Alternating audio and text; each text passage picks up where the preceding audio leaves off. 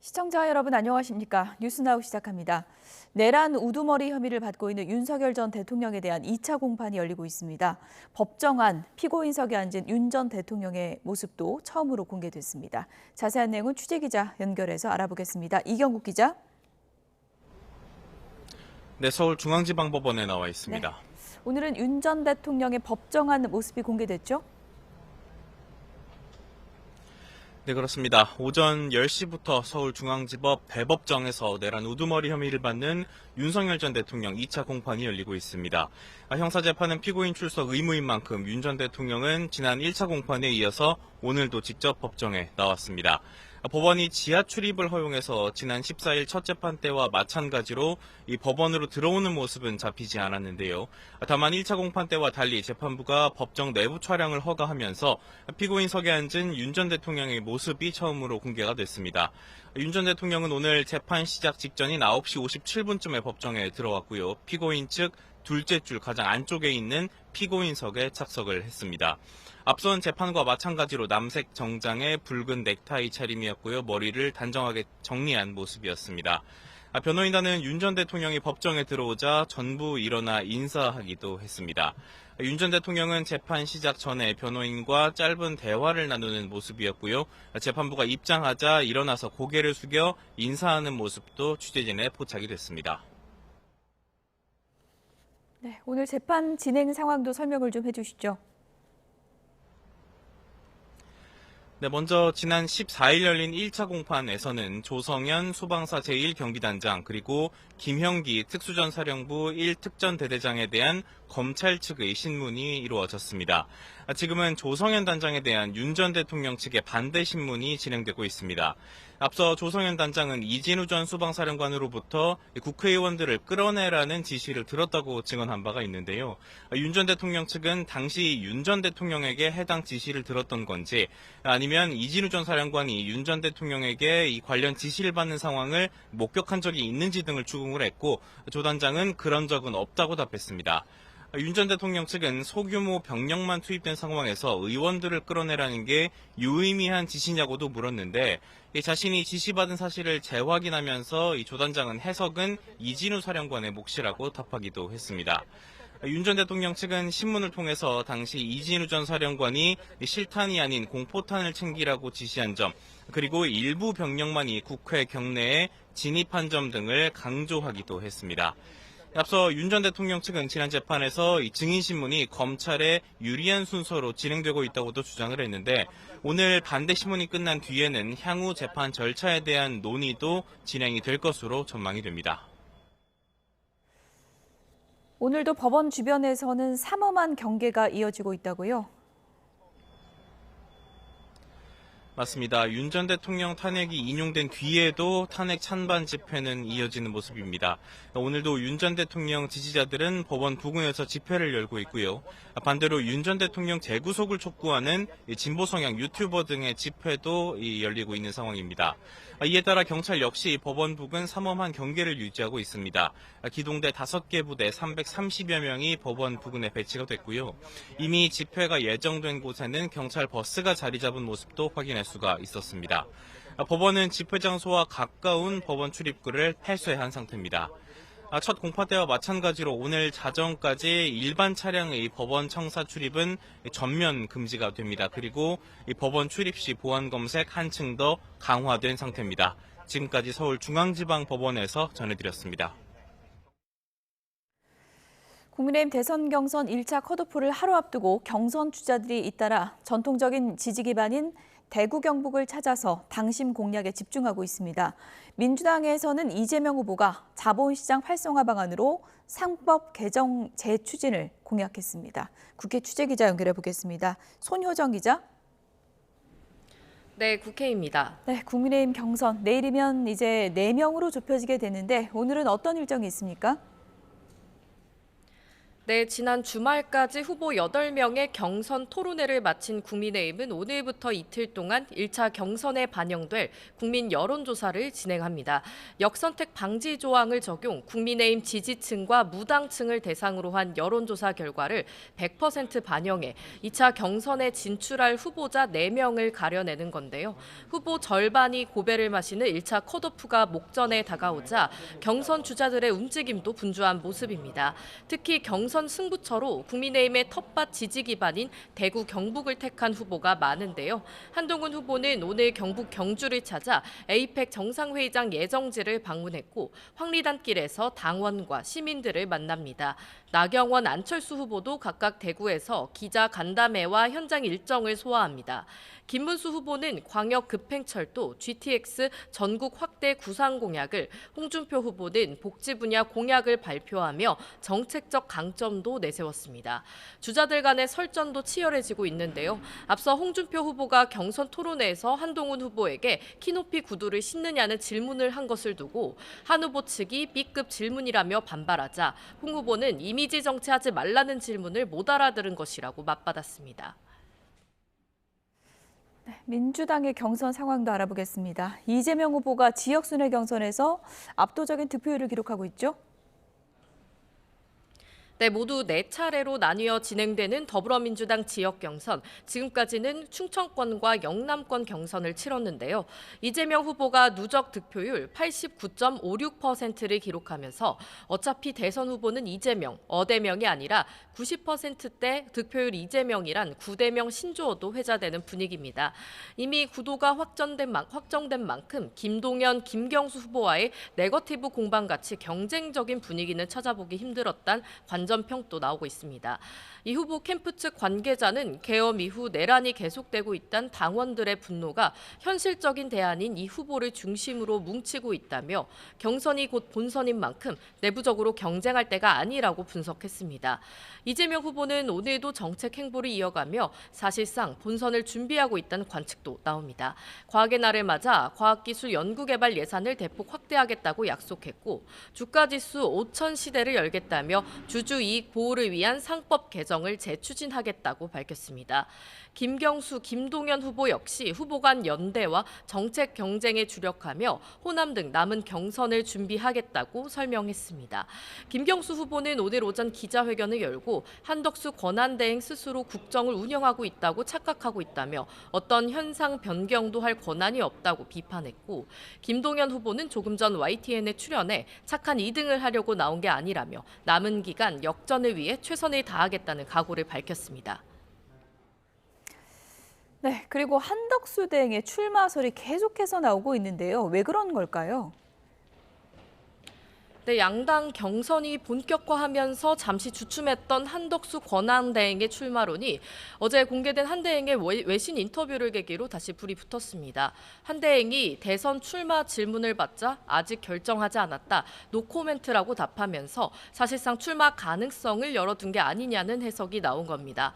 가장 앞서 날선 비판을 내놓은 것은 더불어민주당이었습니다. 박찬대 당대표 직무대행은 최고위원회의에서 국정 유지와 대선 관리에 전념할 권한대행이 대통령 후보처럼 행동하는 게 정상이냐며 염치가 있다면 대선 불출마 선언부터 하라고 지적했습니다. 김민석 최고위원도 윤석열 전 대통령과 한 대행은 우열을 가리기 힘든 무책임한 망상가들이라며 자기 장사에 정신 팔린 노욕이라고 원색적으로 비난했습니다. 경선에 뛰어든 국민의힘 한동훈, 나경원 후보도 라디오 인터뷰에서 불편한 기색을 거듭 드러냈는데요. 홍준표 후보는 대선 때는 직의 작대기도 필요하다며 한대행도 빨리 그만두고 입당했으면 좋겠다고 밝혔습니다. 국민의힘 내부에선 이재명 후보를 꺾을 수 있는 후보가 마땅치 않다는 고민 속에 한대행까지 대선판에 뛰어들어야 한다는 요구가 만만치 않은 상황이라 한대행이 명확한 입장을 밝힐 때까지 논란은 계속될 전망입니다. 지금까지 국회에서 전해드렸습니다. 경찰은 자신의 가족을 살해한 혐의를 받는 50대 남성 A씨를 이번 주 중에 검찰에 넘길 전망입니다. 경기 용인서부경찰서는 A씨에 대한 프로파일링 등을 마치는 대로 구속기한인 오는 25일 안에 A씨를 검찰에 송치할 예정입니다. A씨는 지난 14일 경기 용인시 수지구 아파트에서 80대 부모와 50대 아내 등 자신의 일가족 5명을 살해한 혐의를 받고 있는데 아파트 분양 사업 실패로 생긴 채무를 가족이 떠안게 할 수 없었다는 취지로 경찰에 진술한 것으로 알려졌습니다. 이 필리핀에 있는 앙헬레스시에서 한국인 관광객이 강도가 쏜 총에 맞아 숨지는 사건이 발생했습니다. 관련 내용 김다영 기자가 취재했습니다. 어제 오후 필리핀 북부 앙헬레스시. 남성 2명이 탄 오토바이가 멈추더니 길가에 서 있던 한 남성의 가방을 거칠게 빼앗습니다. 다짜고짜 벌어진 강도 행각에 피해 남성이 저항하던 순간 괴하는 남성에게 총을 쏘고 그대로 달아났고 이 남성은 사건 발생 30분 후 병원으로 옮겨졌지만 숨진 것으로 전해졌습니다. 대낮 거리 한복판에서 발생한 총격 사망 사건에 필리핀 교민사회도 발칵 뒤집혔습니다. 페이스북 등 각종 SNS에는 사건 당시 CCTV 영상과 사진, 목격담이 줄줄이 게시됐습니다. 외교부는 현지 공관이 사건 발생 인지 직후부터 필리핀 경찰 당국에 신속한 수사를 요청하는 등 필요한 영사 조력을 제공하고 있다고 밝혔습니다. 필리핀에서는 앞서 지난달에도 한인들이 총기 강도 사건으로 숨지거나 자택에서 납치당하는 사건이 벌어지는 등 다음 달 총선을 앞두고 치안이 극도로 불안해지고 있어서 안전에 각별한 주의가 필요합니다. YTN 김다현입니다. 네, 조금 전에 들어온 속보 전해드리도록 하겠습니다. 윤석열 전 대통령 2차 공판의 오전 재판이 종료가 됐고요. 잠시 쉬는 시간을 가진 뒤에 오후에 속개가 될 것으로 보입니다. 윤 전 대통령 오전 재판에서는 이제 별도의 발언 없이 퇴정을 했고요. 오전 재판에서는 윤석열 전 대통령 측이 이제 조성현 경비단장에 대한 반대 신문을 진행을 했습니다. 재판부는 오후 재판에서 양측에 진술 기회를 부여하겠다 이렇게 말을 했습니다. 네, 오전 10시부터 중앙지법 대법정에서 내란 우두머리 혐의를 받는 윤석열 전 대통령 2차 공판이 진행 중인데요. 오전 재판이 종료가 됐고요. 오후 재판이 2시 15분부터 재개된다는 소식입니다. 저희가 추가적인 내용이 또 들어오는 대로 다시 전해드리도록 하겠습니다.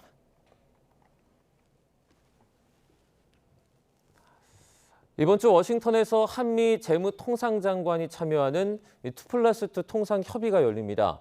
중국의 맞대응으로 미중 무역 협상이 교착 상태에 빠진 가운데 미국이 가시적인 성과를 내기 위해 압박 강도를 높일 가능성도 제기되고 있습니다.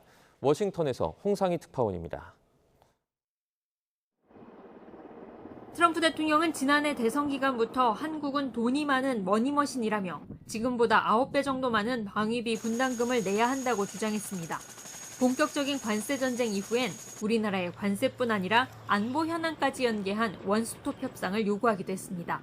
We pay for military over in Europe. You know, we don't get reimbursed by much. South Korea too. That's unrelated to trade, but I think we'll make it part of it because it makes sense. Be nice to wrap it all up in one package for each country. 방위비 분담금 문제와 함께 이번 주 한미 통상 협의에서의 관심은 조선업 협력과 알래스카 액화 천연가스 프로젝트 참여 협상입니다. 이미 알래스카에 실사단을 파견해 타당성 파악에 나선 데다 에너지 안보 차원에서 미국 LNG 수입을 늘리는 방안을 검토해왔기 때문입니다. 트럼프 대통령이 해군력 강화를 위해 추진하는 조선업 협력도 구체적으로 논의될 가능성이 있습니다.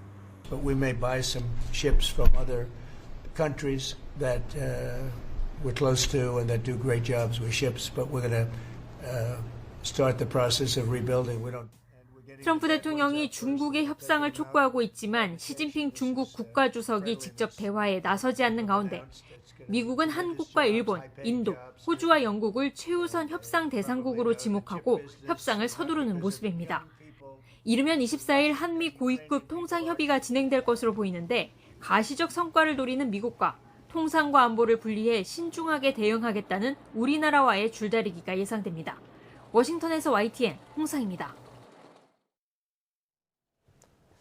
한미 경제통상장관이 참여하는 첫 2+2 통상협의가 오는 24일 저녁에 개최됩니다.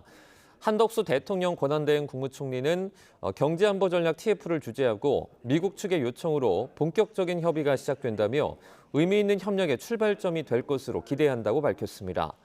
협의는 오는 24일 저녁 미국 시각 오전 8시에 최상목 경제부총리와 안덕근 산업부 장관이 미국 베선트 재무부 장관과 그리어 USTR 대표와 진행을 하며 이어서 통상 장관끼리 개별 협의도 진행할 예정이라고 설명했습니다. 트럼프 미국 대통령의 경제정책 지지율이 취임 이후 가장 낮은 43%까지 떨어진 반면 지지하지 않는 응답은 55%까지 올라갔습니다. 국정 운영 전반에 대해서도 응답자의 51%는 지지하지 않는다고 답했는데 관세와 물가 관리가 지지율 하락의 원인으로 파악됐습니다. 뉴욕에서 이승윤 특파원입니다. 관세 전쟁을 시작한 트럼프 미국 대통령의 경제정책 지지율이 1기, 2기를 통틀어 가장 낮은 43%로 떨어졌습니다. 경제 분야 국정 수행을 지지하지 않는다는 응답은 55%로 트럼프에 대한 미국인의 낙관론이 사라진 것으로 풀이됩니다. 국정 운영 전반의 지지율은 44%, 51%는 지지하지 않는다고 답했습니다. 관세의 반대는 49%, 찬성은 35%였고 물가 관리와 관련해 부정평가는 60%, 긍정평가는 37%에 그쳐 지지율 하락의 주 원인으로 나타났습니다. Tariffs are completely counterproductive. I think that we have been very successful engaging with the world, and to isolate ourselves is a backward move. 내년 미국 경제가 나빠질 것이라고 보는 응답자 비중은 49%로 2023년 조사 이후 가장 높았습니다. 트럼프 지지층인 블루칼라 노동 계층은 경제 운영에서도 긍정적인 태도를 유지했지만 트럼프 1기 평균보다 부정적인 응답 비중이 14%포인트 높아졌습니다. Yes, I did vote for Trump, and I mean, he is doing everything that he said he was going to do.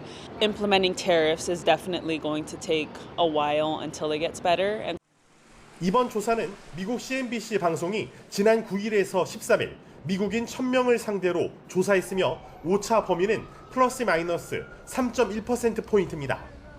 이번 주엔 미국 중앙은행인 연방준비제도의 경제보고서인 베이지북과 4월 미시간대 소비자 심리지수 확정치가 뉴욕 증시와 미국인의 경제 인식에 많은 영향을 줄 전망입니다. 뉴욕에서 YTN 이승윤입니다.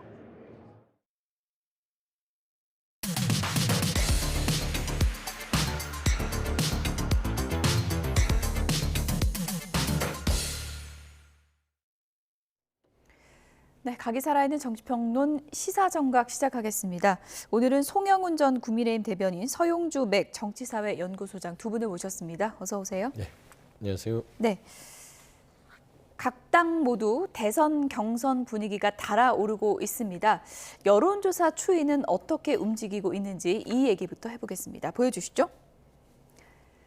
네, 리얼미터 여론조사가 나왔습니다. 지금 보시는 대로 민주당 이재명 예비후보 50.2%로 과반을 넘었습니다.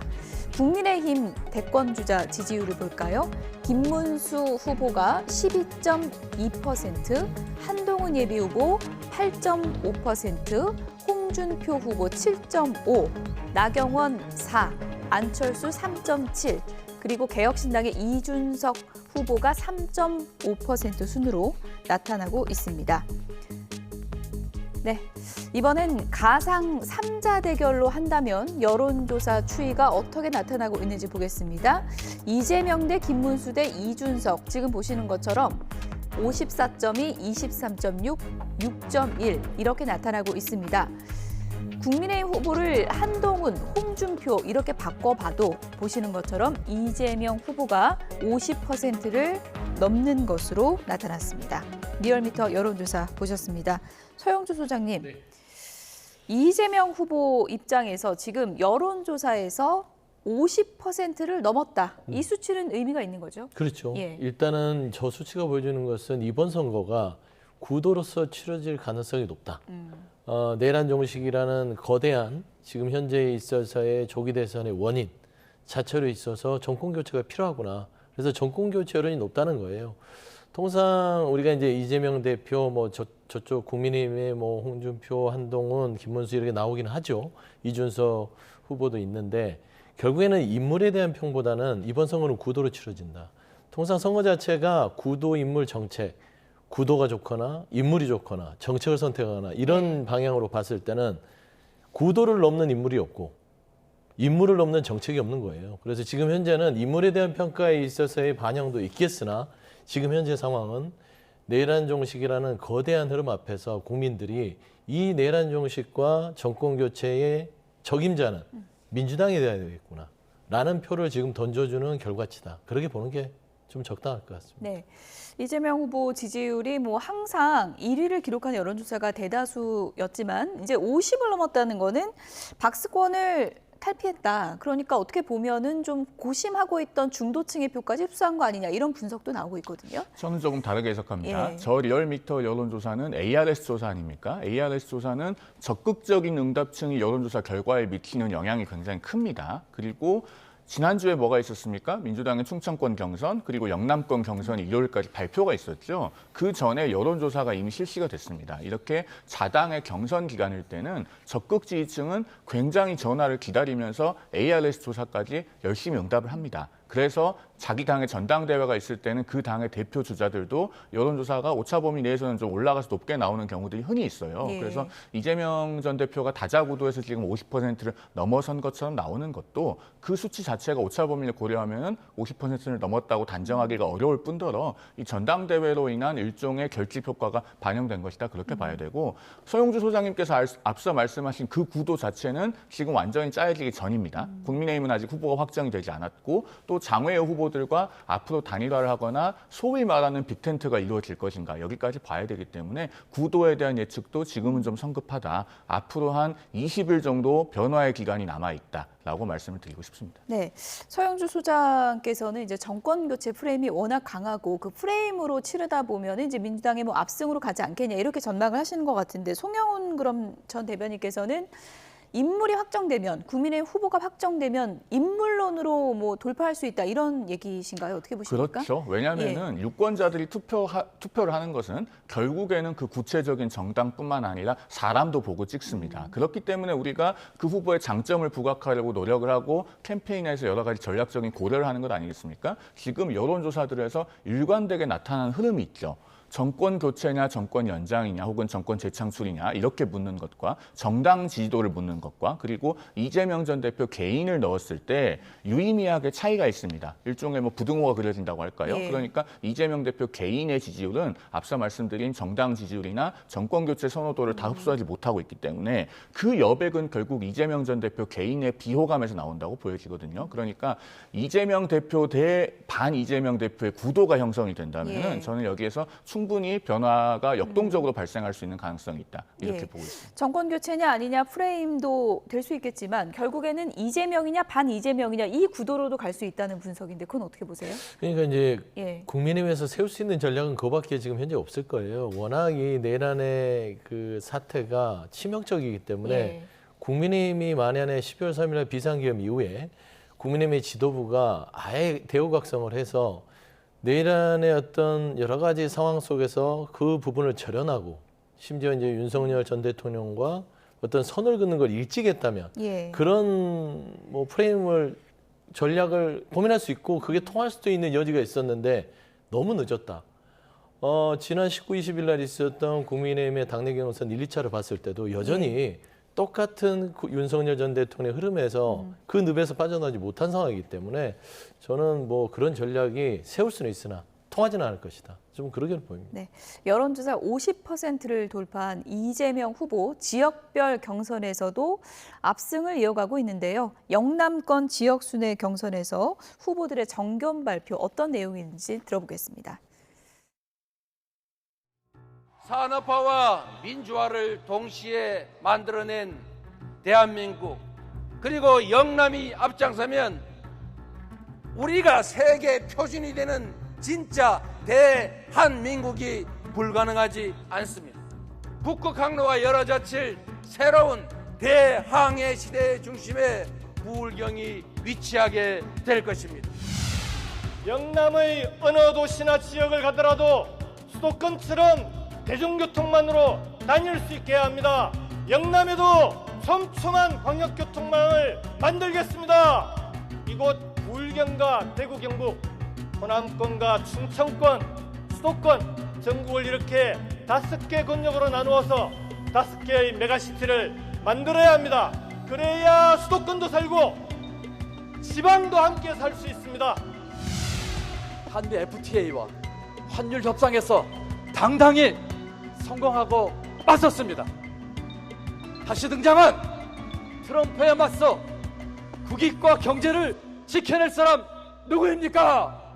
개헌으로 제7공화국의 문을 활짝 열겠습니다. 대통령실, 기재부, 검찰, 대한민국 3대 권력기관 해체 수준으로 개혁하겠습니다. 네, 3자 대결 경선 득표율에서도 1강 구도가 뚜렷합니다. 함께 보시죠. 네, 충청과 영남에서 대선 경선, 민주당 대선 경선이 치러졌고요. 후보별 득표율이 나오고 있습니다. 이재명 후보 득표율을 좀 눈여겨봐야 될 것 같은데 영남은 90.81이에요. 네. 일단은 뭐 영남 쪽의 권리당원 투표 자체가 예. 지금 현재 있어서 이 일강 구도를 더 가속화시키는 결과가 나온 것이죠. 그러니까 이재명 후보의 독보적인 어떤 그 지금 현재 행보를 그대로 좀 인정한 게 아닌가. 예. 보통 이게 잘 되는 후보에게 표를 주는 그런 밀어주자라는 심리들이 좀 작용한 것 같고요. 예. 따지고 보면은 지금 현재 이제 충청과 영남 이 두 곳을 했는데 저는 김경수 전 지사의 어떤 그 재조명, 예를 들어서 이제 충청에 있어서는 좀 나름대로 그 3위에 그쳤으나 예. 부울경에서 이 연설을 통해서 2등으로 좀 올라오는 부분들. 그다음에 이 내용 면에서 보면 이재명 대표가 득표는 많이 가져갔는데 예. 충청도 보면 세종 행정수도의 원조는 또 김경수 전 지사고 영남 쪽에 부울경 메가시티, 그러니까 부울경의 발전도 원조는 김경수 후보임에도 불구하고 성적표는 안 좋아요. 근데 이재명 후보가 다 막았습니다. 예. 그러니까 그 내용을 반대하는 게 아니라 그 내용을 가장 강한 이재명 후보가 던짐으로써 그 표를 얻어갔다는 거는 예. 저는 이게 실행력에 대한 판단을 권리당원이 한 거죠. 사실상 후보가 돼서 대통령이 될 사람은 누구인가? 마음은 김경수여도 이재명 후보를 지지하는 그렇죠. 사람들이 있었던 그렇게 될 건가요? 거예요. 예. 왜 그러냐면 김경수 후보의 내용이라든지 예. 인물 면에서는 그래 쓸만은 한데 아직은 갑자기 이거를 대선 본선에 갖다 놨을 때 대통령 길까지 가서 지금 현재 부울경을 현실적으로 끌어낼 수 있느냐라는 예. 실행력. 뭐 충청도 마찬가지고요. 그래서 좀 강한 실행력에 대한 판단들을 권리당원이 했을 때 저는 그런 부분들이 덧붙여져서 이재명 후보가 저는 영남 부울경에서 예상외로 90%의 높은 지지율을 가져온 게 아닌가. 저는 그게 김경수 후보의 재조명이다. 저는 그래 보고 있습니다. 보통은 뭐 대세론이다 정치권에서 이런 얘기 나와도 90%가 넘는 경우는 흔치가 않은 건데요. 과거 뭐 DJ나 박근혜 전 대통령 그 후보 경선 때보다도 높은 수치라고 하더라고요. 말씀하신 것처럼 1997년 새정치국민회의 김대중 총재, 그리고 2012년 새누리당의 박근혜 후보보다도 훨씬 더 높은 경선 득표를 기록하고 있는데 보통은 경선에서 득표율이 높으면 좋아해야 됩니다. 그러나 이재명 대표에게는 이 높은 득표율은 오히려 모래주머니로 작용할 가능성이 높다. 예. 저는 그렇게 봅니다. 1992년에 그러니까 33년 전에도요. 당시 민주당에서 김대중 총재와 이기택 대표가 경선을 치를 때 체육관 경선을 하던 시절인데도 6대 4가 나왔습니다.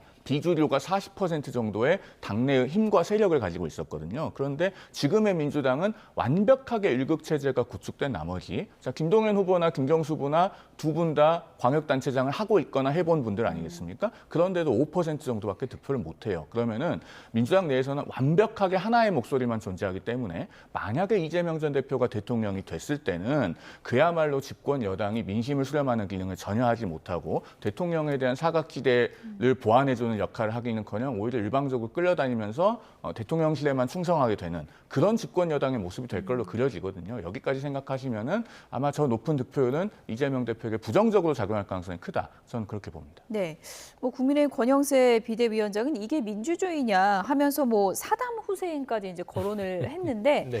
어떻게 보면은 또 일각에서는 김동연 후보나 김경수 후보도 정치인으로서 존재감을 좀 드러내야 되는 게 아니냐, 차별화를 좀 해야 해야 되는 거 아니야 이런 지적도 있거든요. 그렇죠. 차별화를 하면 얼마나 좋겠어요. 그게 이제 이 현 정치 상황에서의 전략적인 판단인 것입니다. 예. 그냥 무작정 차별화를 하는 게 뭔가 득이 되는 것이고 그게 맞다. 그래야 돋보인다. 예. 라고 얘기를 하는 건 쉬우나 지금 현재 흐름 자체가 이재명 대표에 대한 아성을 무너뜨리기에는 상당히 국민 여론이나 여론조사나 당내 입지 자체가 그렇게 녹록지 않다는 측면에서 차별화가 능사는 아니다. 예. 라고 할 수 있는 것이에요. 그리고 뭐 지금 권영세 그 비대위원장이 사다무사히까지 운운하는데 민주주의는 그런 겁니다.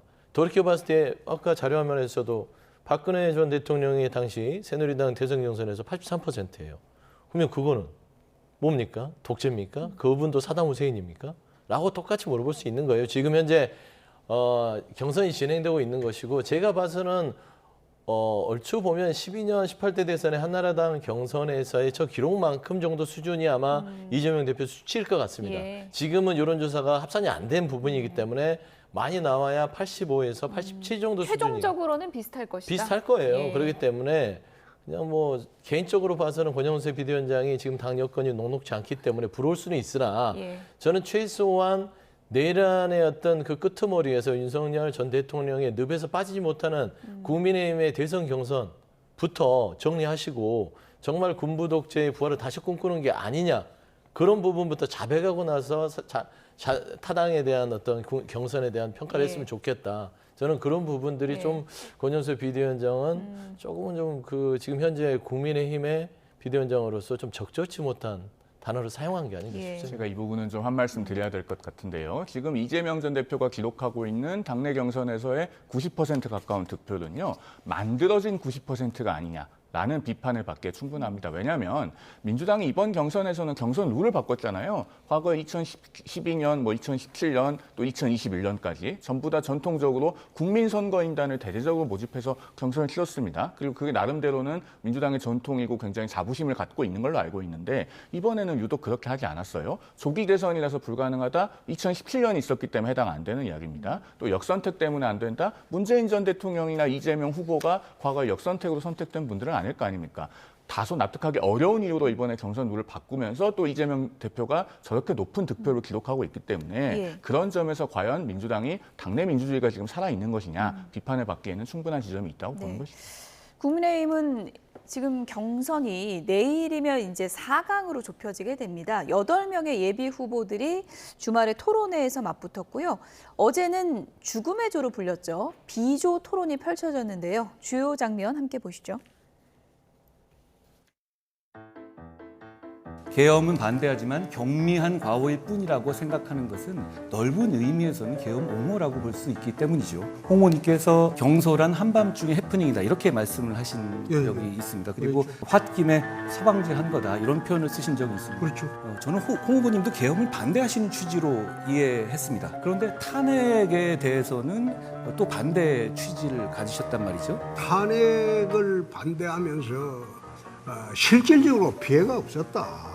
2시간간의 해프닝이었다. 그게 2시간도 안 됐을 거예요. 그러면 대통령한테 자진하야할 기회를 주자. 예, 대통령께서는 그 이후에 자진하야 논란이 있을 때마다 자진하야의 생각이 없다는 면을 분명히 밝히신 상태였거든요. 그렇다면 홍 후보님 말씀도 대통령이 직을 그대로 유지할 수 없다는 점에는 동의하셨던 것 아닌가요? 아니 정치적 책임을 지고 자진하야라는 말이죠. 윤석열 대통령 쪽에서의 신당 논의가 보도되는 것이 있습니다. 여기에 대해서 어떻게 생각하시는지 한번 듣고 싶습니다.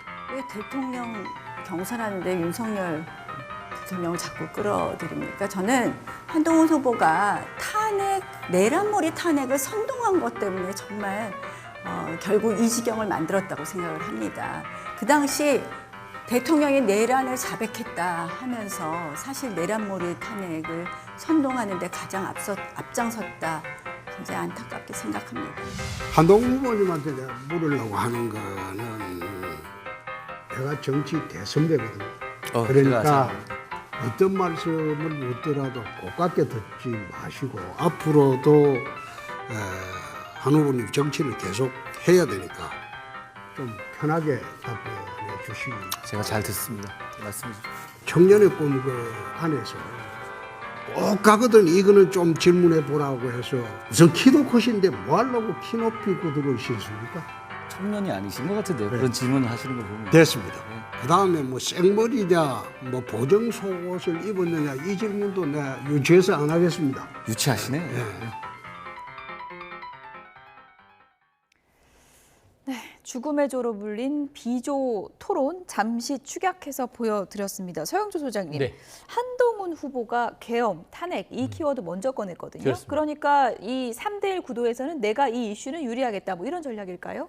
그런 것도 있고요. 예. 국민들한테 기본적으로 이번 조기 대선의 의미를 알려줘야 될 거 아닙니까? 어물쩡 내란에 대한 국민의힘이 배출한 대통령의 내란 행위 때문에 치러진 조기 대선인데 마치 내란은 다 잊어주세요. 우리 새롭게 시작합니다. 라고 할 수 없는 거 아닙니까?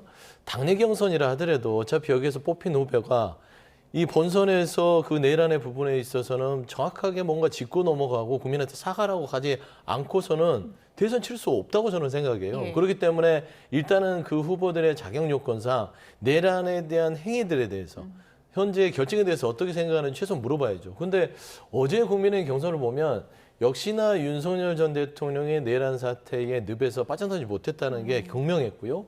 저는 딱 세 가지 키워드로 어제 있었던 국민의힘 경선을 보면 나경원 후보는 이미 내란몰이 탄핵 선동 네. 이걸로 저는 그 후보로서의 모든 걸 말했다 봅니다. 예. 나경원 후보는 이미 윤석열 전 대통령의 행동에 대해서 편을 드는 거예요. 그다음에 이철호 후보는 한동훈 후보에게 나올 자격이 없는 거 아니냐. 왜 내란에 대해서 찬성하고 탄핵에 반대했느냐. 이렇게 하는 건 또 그 부분도 이철호 후보도 윤석열 전 대통령을 옹호하는 거고. 예. 홍준표 후보는 남는 게 거기에 대한 답변보다는 좀 유치함. 그러니까 국민의힘의 이 대선 경선의 수준을 생머리, 키높이 구두, 보정 속옷 이걸로 그냥 다 날려버렸어요. 그래서 저는 어제 있었던 내란 계엄의 사태에 대한 질문들에 있어서는 극명하게 국민의힘이 이번에 대선 후보를 내란을 옹호하는 후보를 뽑으려고 하는 판이구나라고 국민들한테 각인됐을 가능성이 높아서 예. 조금은 안타까운 거 아쉬움이 컸다. 전 좀 그런 지적을 하고 싶습니다. 먼저 계엄 키워드 관련해서는 어제 이제 답변 내용만 보면 한동훈 후보가 타 후보들과는 확실히 다른 입장을 뭐 갖고 있다. 이걸 좀 부각시키려고 한 걸까요? 어떻게 보십니까? 본인이 아무래도 그 12월 3일 예. 비상계엄의 밤에 가장 앞장서서 메시지를 내고 또 국회로 달려가서 계엄을 저지하는 데 일조했으니까 그런 부분은 본인의 정치적 자산이라고 할 수 있고 TV토론에서 최대한 부각시킬 필요가 있었을 겁니다. 문제는 다른 후보들의 대응인데요. 특히 이제 빅4 안에 들어갈 것이 유력시 되고 있는 홍준표 후보 같은 경우에 12월 3일 밤 10시 30분으로 돌아가서 국민의힘 대표라면 어떻게 할 거냐라고 하는 질문에 대해서 나는 대구시장이니까 그 가정적인 질문에 답하지 않겠다 이러면서 그냥 답변을 회피했단 말이에요. 그런데 이 질문은 사실 앞으로 이번 대선 과정에서 계속 받게 될 수밖에 없는 질문입니다. 비상계엄으로 인해서 대선이 앞당겨진 것 아니겠어요? 그러면은 계엄에 대한 본인의 입장은 뭐냐? 본인은 어떻게 할 거냐라고 하는 질문은 단순히 국민의힘 내에서 당내 경선 주자들이 물어보는 것뿐만 아니고 국민들께서 가지고 계시는 가장 본질적인 질문이기도 할 겁니다. 그래서 피한다고 해서 피해질 수 있는 것이 아니기 때문에 예. 홍준표 후보로서는 앞으로 이 부분에 대해서 본인의 분명한 입장을 정리를 해야 될 예. 것이다라는 말씀을 드려야 될 것 같네요. 어제 답변 내용만 보면 네. 홍준표 후보 입장에서는 나경원 후보보다는 좀 윤 전 대통령과는 거리를 좀 뒀다. 이렇게 볼 수 있습니까? 어물쩍 넘어가시려고 예. 했죠. 어물쩍 넘어갔다. 그러니까 예. 그 얘기 중에 어떻게 생각하느냐, 그 계엄에 대해서 찬성하겠냐라고 했을 때 본인은 자진해야 된다고 했다. 하지만 윤석열 전 대통령의 계엄 행위에 대해서 2시간짜리 해프닝이고 아무도 피해 입지 않았냐, 그걸 또 견제했거든요. 그러니까 이것도 아니고 저것도 아니면서 어물쩍 넘어가면서 다른 쪽으로 튀었는데 사실상 국민들은 판단했을 겁니다. 홍준표 후보 자체도 지금 현재 정확하게 뭔가 이 계엄에 잘못된 계엄이다라는 의지를 발표하지 못하는 걸 보면 예. 당내의 그런 강성 지지층의 표를 의식하는 거다라고 보는 것이고, 한동훈 후보 자체는 본인이 국민의힘에서 가진 자산은 그날 12월 3일 날 당시에 계엄에 반대하고 뭔가 어떤 그 탄핵에 이르렀을 때 같이 힘을 합쳐서 윤석열 전 대통령의 파면에 이르게 했다는 자산이 있는 거예요. 예. 다만 이게 본선에서는 경쟁력이 있을지 모르나 지금 현재 국민의힘 지도부가 짜놓은 이 판과 룰 속에서는 과연 그걸 이겨낼 수 있을까라는 저는 좀 안타까운 부분들에 대한 판단은 있습니다. 예.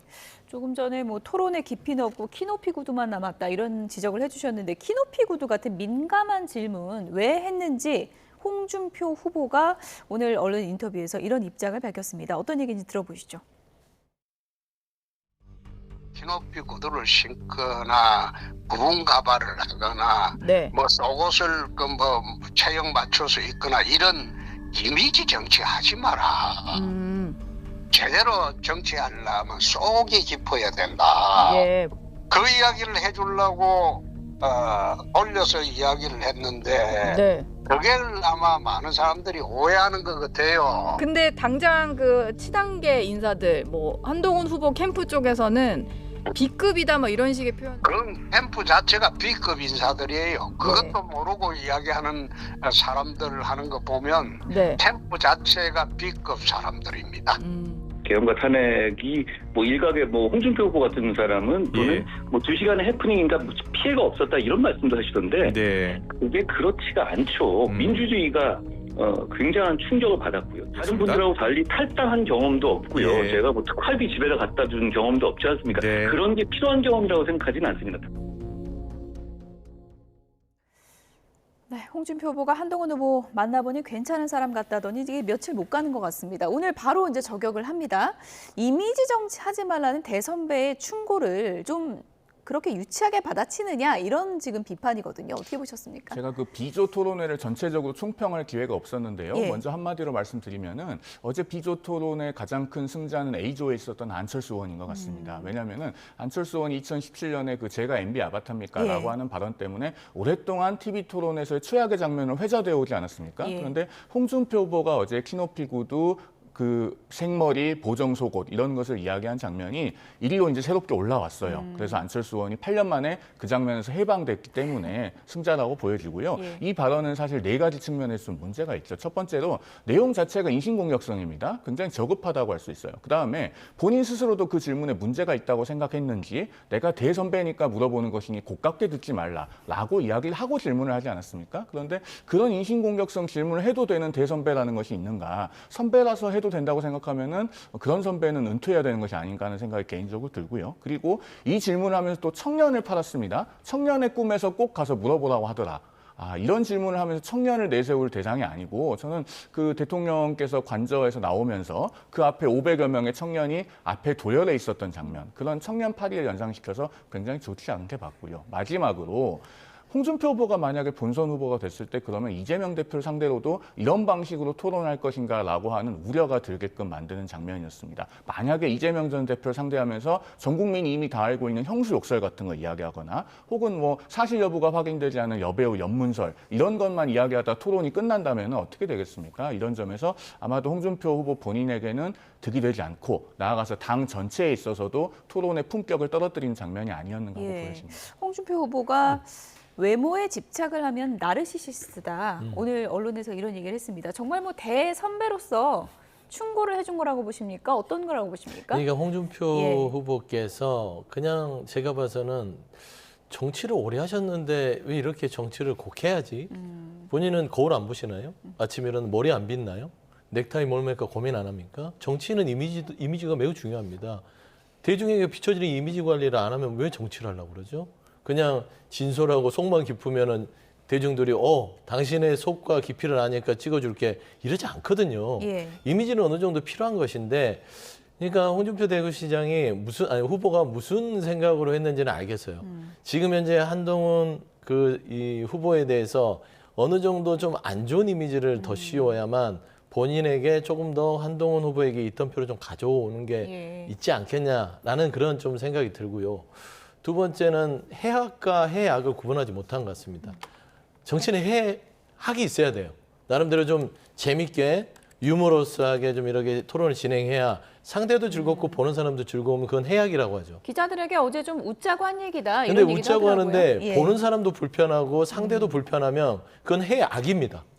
왜 해악스러운 얘기들을 해서 본인도 깎아먹고 전체적으로 당 이미지도 깎아먹는지 이건 실수를 했기 때문에 저 같으면 다음날 인터뷰에서 뭐 이거 이미지 정치는 버려야 된다 하는 게 아니라 한동훈 후보에게 좀 인신적인 공격이 됐다거나 마음이 불편했다면 미안하다라고 하는 게 훨씬 더 본인 얘기하는 그걸 수습하는데 훨씬 좋을 텐데 예. 홍준표 대구시장 아니 후보 감 많이 떨어지셨다. 예. 좀 그런 말씀입니다. 어제 뭐 한동훈 후보도 홍준표 후보에게 뭐 선배님 이렇게 부르기도 했는데 오늘 라디오에서 뭐 특활비, 명태균 거론하는 거 보면 한동훈 후보도 어제 그 질문 때문에 좀 앙금이 있는 걸까요? 어떻게 보십니까? 글쎄요. 어제 예. 토론회 장면에서는 한동훈 후보가 전략적 인내를 잘 보여준 걸로 보입니다. 거기서 만약에 한동훈 후보가 홍준표 후보에게 맞대응을 했으면은 예. 뭐 더 좋지 않은 장면으로 남았을 수 있어요. 예. 그리고 특활비 문제는 이건 홍준표 시장이 과거에 본인의 SNS에 직접 올렸던 겁니다. 2015년 5월 11일에 본인의 페이북에 뭐라고 올렸냐면요. 매달 국회 대책비로 4, 5천씩 나오면은 전부 현금화해서 남은 돈을 집사람에게 생활비로 주곤 했다. 그리고 그 돈을 모아서 집사람 비자금으로 만들었다. 대여금고에 넣어서 3억을 가지고 있었다. 뭐 이런 얘기를 본인이 직접 하셨기 때문에 그걸 누군가가 다시 거론하는 것에 대해서 뭐라고 할 수는 없는 상황이 아닌가 보여집니다. 물론 그것이 적절한지에 대한 판단은 이제 당원과 국민들께서 하시겠죠. 네. 일단 8인의 토론회가 진행됐고 4명이 남는 거잖아요. 네. 이제 4명이 남는 것에서 이제 홍준표 후보 입장에서는 내심 내가 1등을 해야겠다 뭐 이런 욕심도 있을 텐데 그렇죠. 김문수 후보와 뭐 한동훈 후보와의 경쟁에서 1위 가능성은 누구가 가장 높다고 보세요? 그러면은 홍준표, 김문수, 한동훈 예. 이 3명을 이제 상강으로 보시는 것 같은데 제가 봐서는 뭐 이런 키높이 이런 발언들이 있음에도 예. 불구하고 홍준표 후보의 상승세가 상당히 좀 눈에 띄긴 하거든요. 김문수 후보를 추월할 수 있다고 보십니까? 최근에 김문수 후보의 이제 추이를 보면 예. 하락 국면에 있고요. 홍준표 후보는 상승 국면에 있습니다. 그게 이제 낙폭이 크거나 작진 않은데 예. 꾸준하게 하락하고 꾸준하게 올라가기 때문에 저는 그런 부분에 있어서 어제 키높이, 보정속옷, 생머리 이런 발언이 나왔다고 봐요. 그래서 한동훈 후보의 약진도 요즘에 두드러지기 때문에 저는 김문수 후보보다는 홍준표 후보는 한동훈 후보를 견제하는 게 본인한테는 도움이 되겠다 생각해서 아마 그런 각을 세운 것 같은데 예. 저는 봐서는 3분 외에 이제 나경원 후보 정도가 4강 안에 들어서 다시 한번 또 어떤 그 경쟁을 벌이지 않을까 그래 보입니다. 예. 어쨌든 한동훈 후보가 이제 당의 후보로 되려면 당심을 뛰어넘어야 된다는 과제가 크잖아요. 서문시장 간 행보도 그와 뭐 배경이라고 볼 수 있을까요?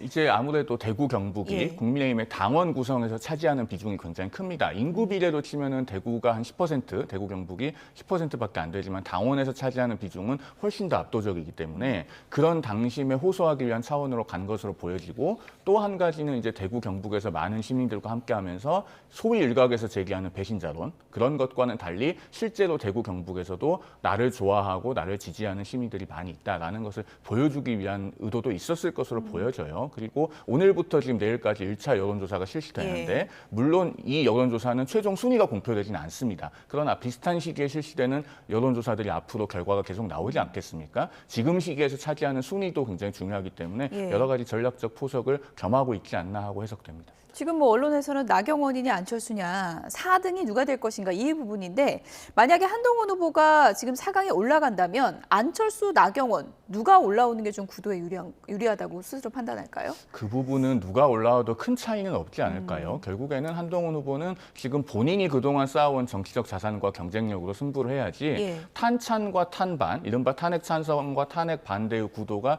1대3이 되느냐 2대2가 되느냐가 그렇게 중요하지는 않다고 생각합니다. 그리고 앞서도 제가 초반에 구도에 관해서 말씀드리면서 결국 유권자들은 사람을 보고 판단한다고 말씀을 드렸잖아요. 그런 부분들이 중요하게 작용할 거라서 아마도 한동훈 후보 쪽에서는 누가 4위로 올라오느냐를 그렇게 많이 신경 쓰고 있을 것 같지는 않아 보입니다. 서영주 소장님께서 지난주부터 계속 나경원 후보 가능성을 얘기하셔서 네네. 안철수 후보가 섭섭하실까 봐 네. 이게 1차는 100% 민심이잖아요. 물론 그렇습니다. 역선택 방지 조항에 들어가긴 하지만 그래서 당심이 빠져있기 때문에 안철수 후보가 또 유리할 수 있다. 이런 견해도 있거든요. 근데 역선택 반지가 되면 예. 사실상 당원들이 투표한다고 보면 돼요. 그렇군요. 그렇죠. 왜냐하면 국민의힘과 무당층이 들어오기 때문에 무당층의 안철수 후보께서 좀 기대를 하실 수 있어서 제 말이 서운할 수 있으나 현실적으로 지금 추이를 보더라도 그렇고 캠프 구성을 보더라도 그렇고요. 나경원 후보 쪽에 붙어있는 친윤의 많은 그 국회의원들을 보면 세가 어느 정도 이동하고 있다는 건 분명한 것 같아요.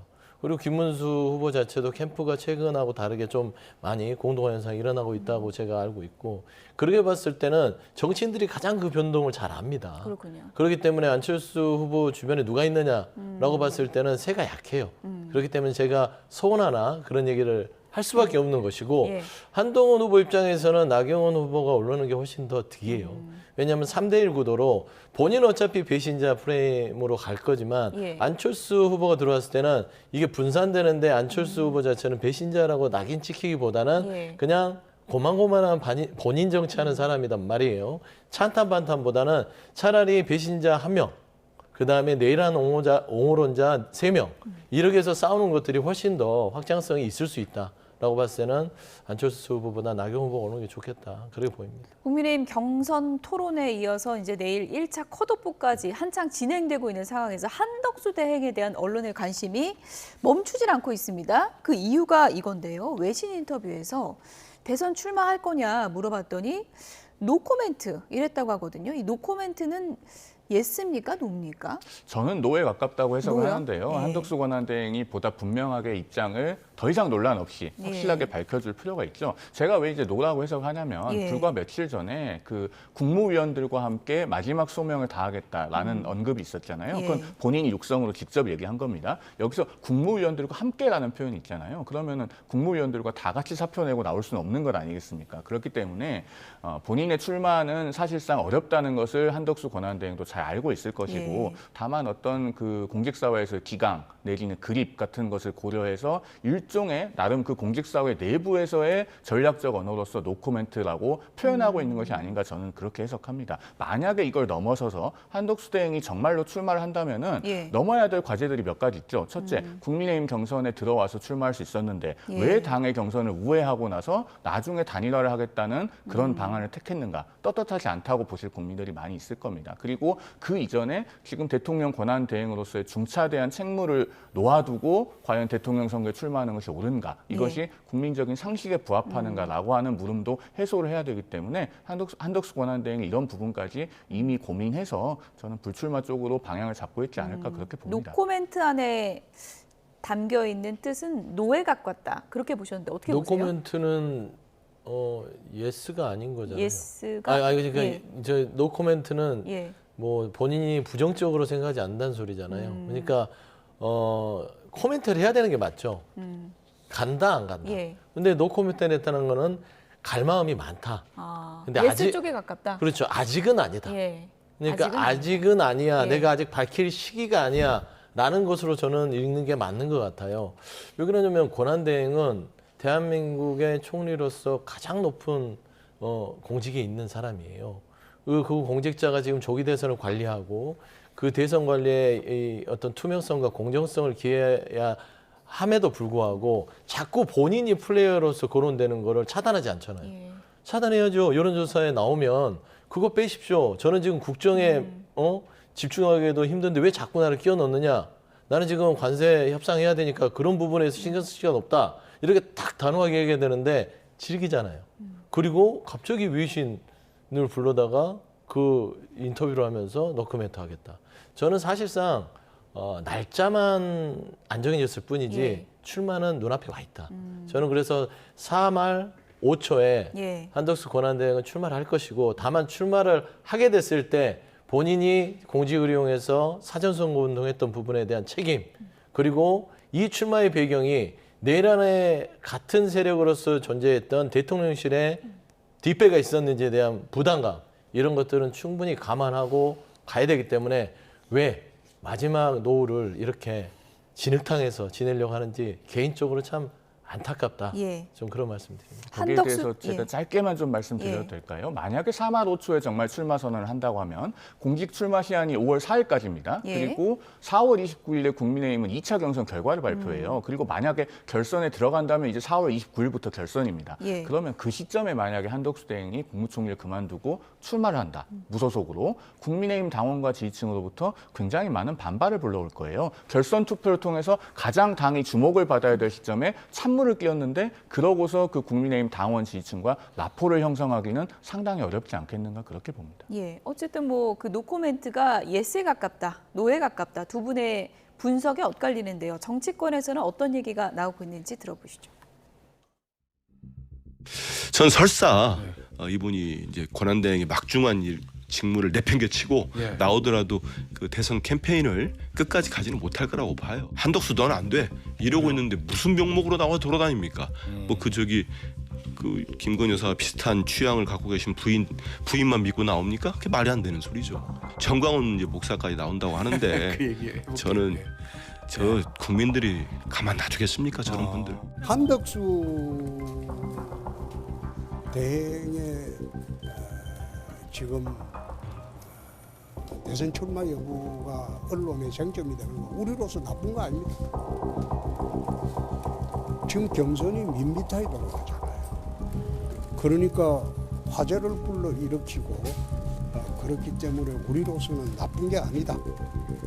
민주당 경선은 그거는 덜러리 경선에 불과하고 우리는 국민적 흥미를 자아내기 때문에 그건 나쁜 뉴스가 아니다.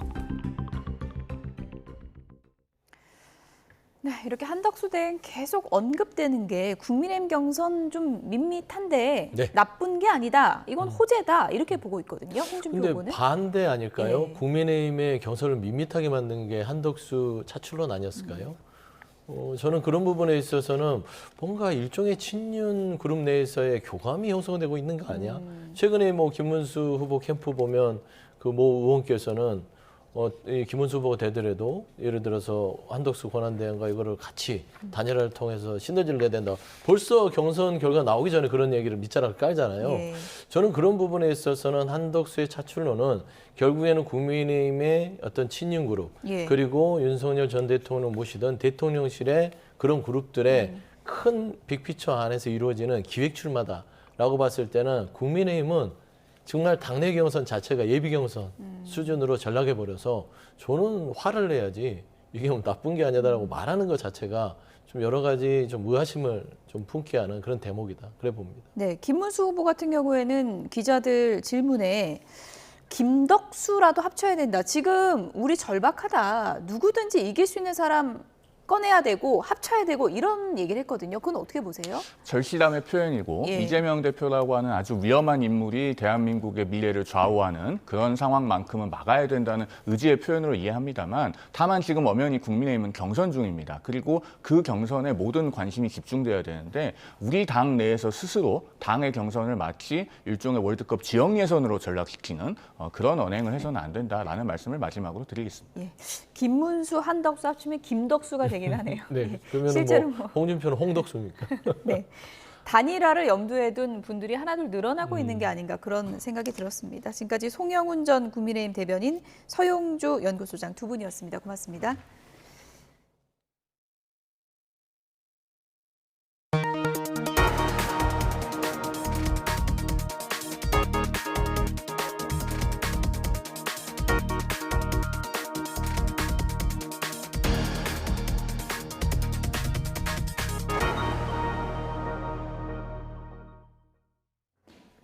서울 봉천동 아파트에서 방화로 보이는 큰 불이 나 인명피해가 발생했죠. 60대 한 명이 숨지고 6명이 다쳤는데 경찰은 사망한 남성을 방화 용의자로 지목을 했습니다. YTN 제보 영상에 다급한 주민들의 외침이 고스란히 담겼습니다. 네, 아파트 4층에서 시뻘건 불길이 뿜어져 나왔습니다. 화재로 인한 검은 연기가 아파트 위층을 넘어 하늘을 치솟았는데요.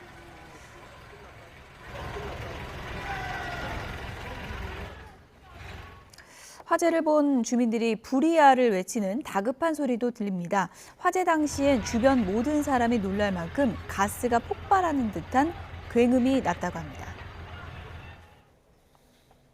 가스 폭발인가 보다 이 느낌이 들었거든요. 굉장히 큰 소리, 뭐 폭탄 터지는 소리 같기도 하고 모든 사람들이 다 그쪽 방향을 쳐다보면서 이게 무슨 소리냐고 하면서 다 놀랄 정도였거든요. 네, 또 다른 제보 영상 보실까요? 아파트 한 개의 동 전체가 검은 연기로 뒤덮였죠. 사이렌 소리를 내며 소방차가 출동하는 모습도 화면에 담겼습니다. 네, 목격자는 아파트 주민들이 미처 옷을 갖춰 입을 틈도 없이 삽시간에 건물 전체로 불이 번졌다고 설명합니다.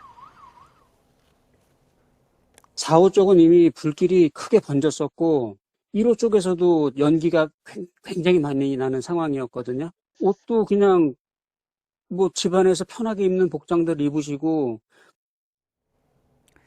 이 불로 현재까지 1명이 숨지고 6명이 다쳤는데요. 그 원인은 방화로 추정되고 있습니다. 경찰은 숨진 60대 남성이 사용한 오토바이에서 기름통이 발견되고 가족에게 남긴 유서도 발견된 점을 토대로 이 남성을 방화 용의자로 지목했습니다. 네, 다음 소식입니다. 공군은 최근 KA-1 경공격기가 비행훈련 도중 기관총과 연료 탱크를 낙하한 사고는 조종사가 실수로 비상 버튼을 눌러 발생한 것으로 파악됐다고 밝혔습니다. 공군은 후방석 조종수가 히터 풍량을 조절하려다가 실수로 주변에 있는 비상 투하 버튼을 누른 것으로 조사됐다면서 이같이 말했습니다. 당시에 야간 투시경을 쓰고 비행 훈련을 하던 조종사는 히터 바람으로 시야에 불편을 느끼자 송풍구 바로 위에 있던 비상 투하 버튼을 잘못 누른 것으로 나타났습니다.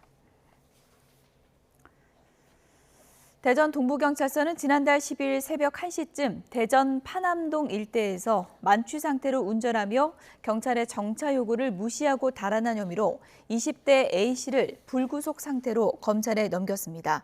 경찰은 음주운전이 의심되는 운전자가 여러 차례 신호 위반을 하며 최고 시속 120km로 도주하자 순찰차로 7km를 추격하면서 해당 차량을 2차례 충격한 뒤 A씨를 붙잡았습니다.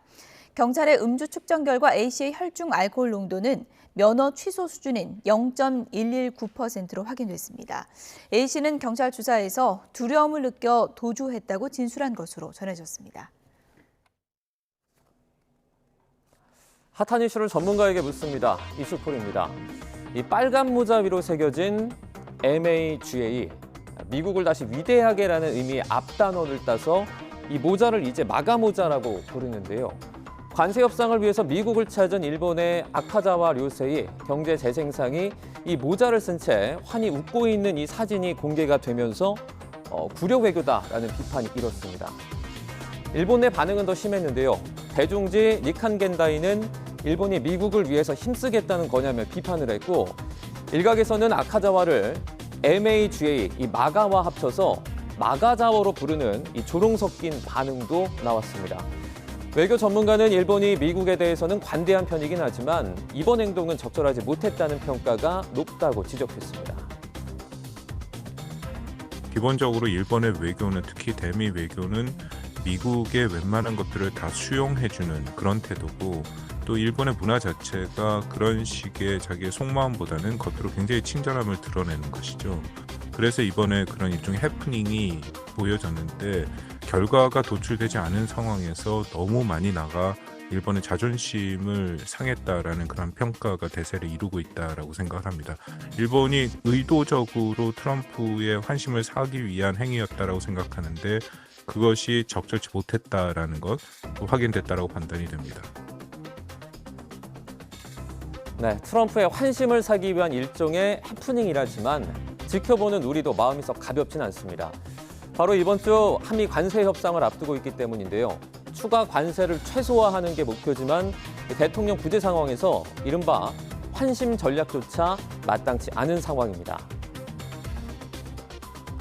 트럼프의 마음을 잡는 것이 중요합니다. 그런데 트럼프의 마음은 상대방 지도자가 잡아야 되기 때문에 지도자가 아닌 사람들 입장에서는 일본이 한 것 같이 하는 것은 적절치 않을 수도 있고요. 트럼프에 대한 개인적 환심을 얻으려고 하는 것은 지도자가 없기 때문에 한계가 있다고 판단이 됩니다.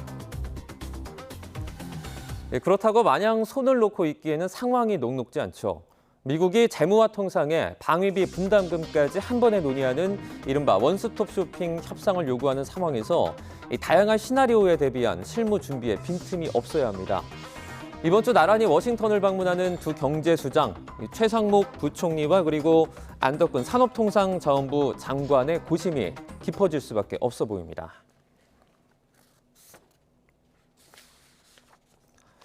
이 한미 경제통상장관이 참여하는 첫 번째 2+2 통상협의가 오는 24일 저녁에 개최됩니다. 한덕수 대통령 권한대행 국무총리는 오늘 경제안보전략 TF를 주재하고 미국 측의 요청으로 본격적인 협의가 시작된다며 의미 있는 협력의 출발점이 될 것으로 기대한다고 밝혔습니다. 협의는 오는 24일 저녁 미국 시각 오전 8시에 최상목 경제부총리와 안덕근 산업부 장관이 미국의 베선트 재무부 장관과 그리어 USTR 대표와 진행을 하며 이어서 통상장관끼리 개별 협의도 진행할 예정이라고 설명했습니다. 한대행은 국익 최우선의 원칙 하에 차분하고 진지하게 협의해 양국이 산호 윈윈할 수 있는 방안을 찾는 데 총력을 기울이겠다고 말했습니다. 또 트럼프 대통령과의 통화에서 언급이 된 무역균형, 조선, LNG 이 3대 분야를 중심으로 한미 상호 간의 관심 사항을 구체적으로 확인하고 양국 간 상호 호혜적인 합의점을 모색해 나가겠다고 덧붙였습니다.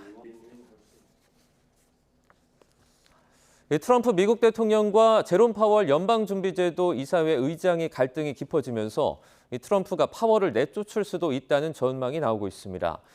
대통령이 연준 의장을 해임할 수 있느냐에 대해서는 일단 부정적인 시각이 많은데 과연 트럼프는 파월 의장을 해임할 수 있을까요? 권영희 기자가 취재했습니다. 트럼프 미국 대통령은 관세 폭탄으로 인한 불확실성으로 주식과 채권 가격이 급락하자 연준에 금리를 빨리 내리라고 요구합니다. If we had a Fed chairman that understood what he was doing, interest rates would be coming down too. He should bring them down. 제롬 파월 연준 의장은 관세가 물가를 올리고 경제 성장을 둔화시킬 것이라며 트럼프의 무역 정책이 명확해질 때까지 기다릴 것이라고 밝혔습니다. 그러자 트럼프는 파월 의장을 해고하겠다는 위협을 공개적으로 밝혔습니다. And I'm not happy with him. I let him know it, and if I want him out, he'll be out of there real fast. Believe me. 월스트리트 저널은 트럼프가 실제 파월 해임을 추진하고 있다고 보도했습니다. 케빈 워시 전 연준 이사와 만나 파월을 해임하고 워시에게 연준 의장을 맡기는 방안을 논의한 것으로 알려졌습니다. 연방준비법에는 정당한 사유가 있을 경우에만 연준 의장을 해임할 수 있게 돼 있습니다. 정책 관련 의견 차이는 여기에 해당하지 않는다는 게 통설입니다. 1933년 프랭클린 루스벨트 대통령이 연방무역위원회 위원장을 해임했는데 2년 뒤 연방대법원은 이 조치가 부당하다고 판결했습니다. 게다가 파월 의장을 해임할 경우 불안정한 금융시장에 더 큰 변동성을 불러올 우려도 큽니다. So there's no country in the world in which independence of central bank has been ruined and that was able to prosper. 해임이 불가능할 것이란 관측이 많지만 독불장군 트럼프가 내년 5월이 임기인 파월과의 불편한 동거를 참지 못할 것이란 시각도 있습니다. 6대3으로 보수 우위인 연방대법원이 기존의 판례를 뒤집을 가능성이 있다는 점도 변수로 꼽힙니다. YTN 권영입니다. 기밀 유출 사건을 계기로 미국 국방부에 고위 참모들이 잇따라 사임하는 가운데 피트 헤그세스 미 국방장관이 다른 개인 채팅방에서 부인과 남동생, 개인 변호사 등과도 공습 계획을 공유한 사실이 추가로 드러나 파문이 커지고 있습니다. 뉴욕타임스는 현지 시간 20일 단독 기사에서 익명의 취재원 4명이 이런 사실을 확인해 줬다고 보도했습니다. 이 신문에 따르면 헤그세스 장관은 3월 15일 F-18 호넷 전폭기의 예멘 후티 반군 공습 일정 등 민감한 정보를 민간 메신저 시그널 채팅방에서 공유했습니다. 이 방에는 부인인 제니퍼, 동생인 필, 개인 변호사인 팀 팔라토리 등 가족, 친지, 측근 등이 포함되어 있습니다. 이 채팅방은 민간 메신저로 이용했다는 점뿐만 아니라 부인 등 가족과 친지가 포함됐다는 점에서 기밀 고의 유출 논란이 더욱 심각해질 전망입니다. 러시아가 일방적으로 30시간 부활절 휴전을 선언했지만 러시아와 우크라이나는 그 시간에도 공격이 계속됐다며 서로를 비난했습니다. 우크라이나는 30일 연장을 제안했지만 러시아는 휴전 연장은 없다며 선을 그었습니다. 신웅진 기자입니다. 우크라이나 병사들이 전장 한복판에서 부활절 미사를 올리고 있습니다. 러시아의 휴전 선언으로 잠시나마 평온을 찾았나 싶었는데 전혀 그렇지 않았습니다. Продовжуються обстріли, це ми можемо побачити в новинах, наприклад, Херсону.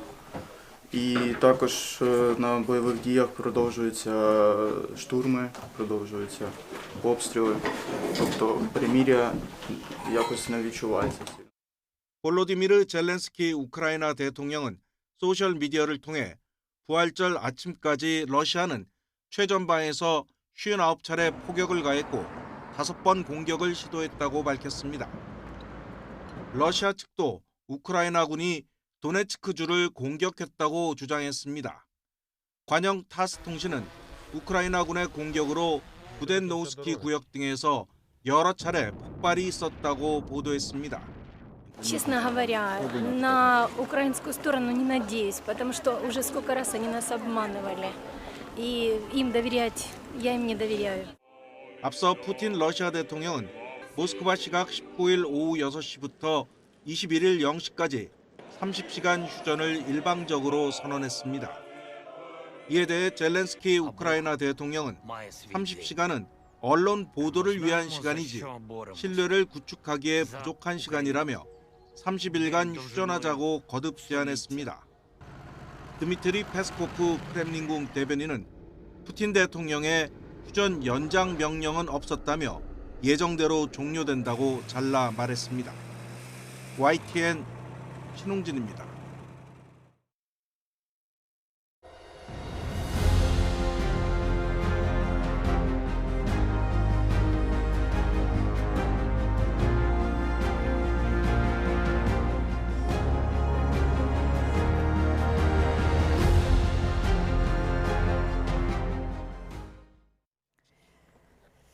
윤석열 전 대통령의 내란 혐의 두 번째 공판 오후 2시 15분에 속개됩니다. 오늘은 윤 전 대통령이 피고인석에 앉은 모습이 처음으로 공개됐는데요. 관련 내용 김광산 변호사와 함께 이야기 나눠보겠습니다. 어서 오세요. 네, 안녕하세요. 네, 오늘 이제 2차 공판 어떻게 진행되는지 얘기를 좀 해봐야 될 것 같은데 증인으로 조성현 육군 수도방위 사령부 경비단장, 김영기 특수전 사령부 특전대대장 이렇게 나오는데 오늘은 어떻습니까? 윤석열 전 대통령 측에서 반대 신문을 하는 건가요? 원래 이제 지난 1차 공판 기일 때 일단 검찰이 공소의 요지 진술하거든요. 근데 이제 그때 윤 전 대통령이 직접 이제 끼어들었죠. 끼어들어가지고 거기서 이제 반박하다 이제 제재도 당하고 했는데 그때 윤 전 대통령이 한 93분 정도 얘기를 했었고 원래 그 전에는 이제 첫 기일에 증인 2명이 최상목 권한대행하고 조태영 외교부 장관이었어요. 근데 어떤 이유인지 모르겠어요. 내부적으로 아마 두 분이 불출석 사유서를 냈는지 그래서 재판을 그냥 공전할 수 없으니까. 왜냐하면 그날도 오전 오후로 재판 일정을 잡아놨었거든요. 그래서 지금 특수전과 특수전 사령부와 관련된 조성현 육군 수도방위 사령부 경비단장하고 김영기 특수전 사령부 제1특전 대대장을 증인을 이제 바꾼 거죠. 그랬는데 윤 전 대통령 측에서는 왜 증인 순서를 바꾸느냐. 오히려 이 둘은 어떻게 보면 윤 전 대통령이 굉장히 불리한 증인이거든요. 그래서 최상목 부총리하고 그다음에 조태영 장관이 나오면 아마 뭐 그때 신문하면 비교적 유리한 신문을 할 수 있을 거라고 생각했을 거예요. 근데 이제 증인이 교체가 된 거죠. 그래서 지난 기일에 원래는 검찰에서 이제 주신문을 하는 거예요. 이제 주신문 자체는 윤 전 대통령의 죄를 입증하기 위해서 이제 검찰에 신문을 하는 거고. 그럼 검찰에 주신문이 있으면 그 다음에 윤 전 대통령에서 그걸 반박하기 위해서 이제 반대 신문을 하는데. 윤 전 대통령 측에서 반대 신문을 하지 않겠다고 그래가지고 결국 이제 오늘 그 반대 신문이 지금 이루어지고 있는 거죠. 윤 전 대통령이 1차 재판 때와는 다르게 오늘 조금 좀 덜 적극적인 모습을 보이고 있다 그러는데 그건 좀 어떻게 왜 달라졌을까요? 이것은 이제 그럴 수밖에 없죠. 왜냐하면 지금 오늘 증인 2명 자체는 어떻게 보면 실무자예요. 그래서 그 윗선이 있는데 윗선은 뭐 윤 전 대통령이 직접적으로 연락하고 관여하고 지시할 수 있는 사람은 사령관급이거든요. 그러면 사실 뭐 특수전 사령관은 곽종근이고 그다음에 수방사는 사령관은 이준우단 말이에요. 그런데 이 두 사람이 아니고 그 밑에 있는 지금 계엄군 역할을 했던 사람들이 지금 나온 거거든요. 그러니까 윤 전 대통령과는 직접적 관계가 없기 때문에 사실 반대심을 할 내용이 별로 없다 이렇게 보면 돼요. 왜냐하면 이 사람들은 이 증인들은 바로 윗선에서 지시를 받고 한 것이다. 그러면 나중에 이제 유선이 나오면 그때 뭐 증인신문을 할 수 있지만 밑에 하부 어떻게 보면 상급보다는 하급에 있는 그러한 군인들이기 때문에 이제 반대 신문을 할 수 있는 그런 어떤 질문 사항이 사실은 없죠. 예. 뭐 조성현 단장 자체가 윤 전 대통령 측에서는 좀 불리하게 작용하는 증인으로 판단했을 거라고 얘기를 하셨는데 어떻습니까? 당시에 뭐 이제 핵심적인 그런 쟁점과 관련해서 중요한 증언을 해줄 수 있었던 직책에 있던 사람이라고 볼 수 있는 건가요? 그럴 수 있죠. 예. 왜냐하면 지금 조성현 단장 같은 경우에는 이진우 수방사령관 전 거기로부터 지시를 받았다는 거잖아요. 예. 그래서 의원들을 끌어내라고 했다는 지시를 받았다는 취지이기 때문에 이거 자체가 뭐 국회에 대한 장악, 헌법 국헌 문란 이런 거와 관계이기 때문에 윤 전 대통령이 굉장히 불리한 증언이에요. 예. 그다음에 뭐 김영기 증인도 마찬가지죠. 이건 특수전 사령부 소속이거든요. 근데 바로 입구에 있는 여단장으로부터 뭐 국회의원 끌어내라 이런 지시를 받았다고 얘기를 하고 있기 때문에 윤 전 대통령이 직접 이 사람들한테 지시는 하지 않았다 하더라도 예. 유선에서 지시가 왔다는 거고 그러면 유선은 그러면 어디에서 지시를 받았느냐 이제 그 부분이 밝혀져야겠죠. 네. 윤 전 대통령의 전략을 조금 들여다보면 그러니까 뭐 사령관에게 직접 지시를 했지만 이 사령관이 그 부분을 조금 더 어떻게 보면 적극적으로 해석해서 아래쪽에 지시를 했다라고 지금 주장을 하고 있는 것 같은데 만약에 이 말이 조금 받아들여진다면 그러니까 윤 전 대통령은 예를 들어서 뭐 체포 지시를 하지 않았다라고 말을 계속하고 그리고 그 아래서는 그렇게 이해를 했다라고 말을 해버리면 어떻게 보면 책임의 소재는 조금 흐려지는 것 같은데 어떻게 보세요? 그런데 이건 이렇게 보면 돼요. 일단 윤 전 대통령은 지금 국회의원을 끌어내라고 한 적이 없다 이렇게 예. 지금 주장을 하고 있잖아요. 네. 그러면 윤 전 대통령도 지시를 받은 사람이 누구냐? 그럼 이제 김영현 전 장관이랄지 사령관급이단 말이에요. 네. 그런데 특히 이제 이진우 전 사령관 같은 경우에는 아마 검찰에서 윤 전 대통령도 직접 지시를 받았다, 명령을 받았다 그렇게 진술한 걸 좀 알려져 있죠. 그렇기 때문에 예를 들어서 지금 뭐 검찰에는 조사한 내용이랄지 그리고 사령관들이 진술한 내용이 윤 전 대통령이 얼마나 불리하게 돼 있냐 이제 그걸 봐야 하는데 네. 이제 문제는 뭐냐면 이제 이 사람들이 나와서 증언을 거부한다 할지라도 밑에 사람들이 뭐 그런 지시를 받았다고 하면 이제 직접 간접적 아니면 정황적인 걸 봐서 윤 전 대통령이 직접 지시를 했느냐 여부를 사실은 이제 판단할 수 있어요 충분하게. 예. 그런데 윤 전 대통령의 지시를 이제 윤 전 대통령 입장에서는 그럴 수는 있죠. 나는 사령관들에게 지시를 안 했는데 사령관들이 임의로 한 것이다 이렇게 갈 수도 있겠죠. 그런데 사령관들 입장에서 보면 대통령이 지시를 안 했는데 어떻게 임의로 내가 국회의원을 끌어낼 수 있느냐. 이제 이런 부분이 사실은 이제 충돌될 수 있는 부분이 남아 있다고 봐요. 그래서 실질적으로 특히 이진우 전 사령관 이런 사람들은 헌법재판소에서는 형사재판이 관계되기 때문에 증언을 거부했잖아요. 네. 증언하지 않겠다고 그랬잖아요. 근데 사실은 형사재판은 증언하지 않을 수 없겠죠. 그래서 이 사람들이 나와서 검찰에서 조사받은 대로 이제 그대로 증언을 하느냐 아니면 또 다른 말을 하느냐 이제 그거에 따라서 뭐 내용은 달라질 수 있지만 이게 우리가 뭐 한 명이 어떤 증언을 해서 죄가 되고 안 되고 뭐 이런 상황은 아니거든요. 왜냐하면 이제 CCTV랄지 아니면 직간접적인 증거들이 워낙 많기 때문에 전체적으로 판단하지 예를 들어 뭐 오늘 증언하는 두 사람의 증언이 거짓말이라고 해서 무죄가 되고 유죄가 되고 그렇지는 않는다는 거예요. 어쨌든 이제 윤 전 대통령 측에서는 이제 명확한 뭐 증거가 있느냐 이런 부분을 이제 파고드는 것 같고 오늘 조성현 단장에게도 윤 전 대통령이 이진우 사령관에게 지시하는 걸 목격했느냐 이런 질문도 했더라고요. 근데 윤 전 대통령 입장에서는 그걸 물을 수 있는 것은 그것밖에 없죠. 왜냐하면 윤 전 대통령과는 아무런 관련이 없잖아요. 근데 목격 여부가 중요합니까? 그럴 수 있죠. 아니 뭐 이게 할 수 있는 질문이 별로 없어요. 예. 그러면 지금 조성현 단장 같은 경우는 나는 지시를 받았다. 예. 그러면 윤 대통령 입장에서는 나는 지시를 안 했다는 거잖아요. 그러니까 내가 지시를 하는 걸 목격을 했느냐.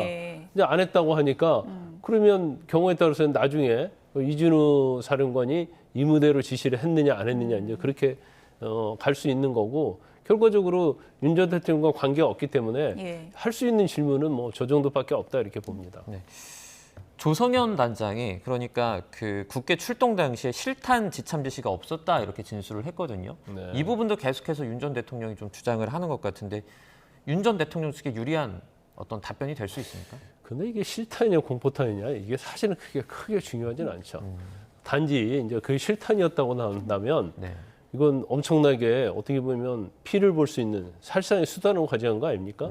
그래서 어떤 유죄가 되는 걸 전제로 할 때 그거 자체는 굉장히 가중 요소로 작용할 수가 있죠.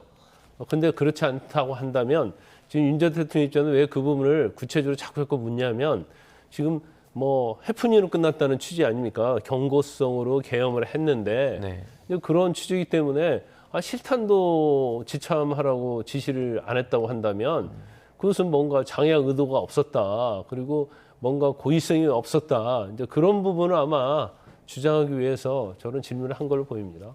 오늘 뭐 윤 전 대통령 측하고 조성현 단장하고 뭐 신경전도 좀 팽팽한 것으로 지금 전해지고 있는 상황인데 조성현 단장이 군사작전에 의원 끌어내라 이런 지시는 있을 수가 없다라면서 뭐 잘 알고 계시지 않냐 이렇게 또 비꼬기도 했다고 하더라고요. 이제 그러니까 뭐 본인은 의원 끌어내라는 지시를 직접 사령관으로부터 받았다는 얘기거든요.